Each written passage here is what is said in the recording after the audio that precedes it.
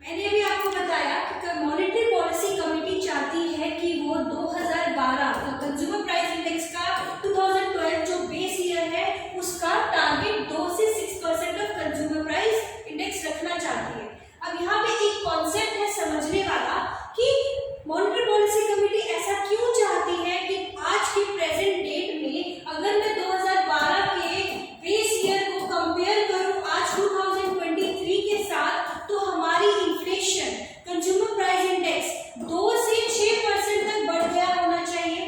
बात आती है दिमाग में कि इन्फ्लेशन क्यों, हम ये क्यों नहीं चाहते कि बेस ईयर में कोई चीज को खरीदने के लिए अगर मुझे 100 रुपीज लगते थे तो आज भी 100 ही रुपीज नहीं लग रहे।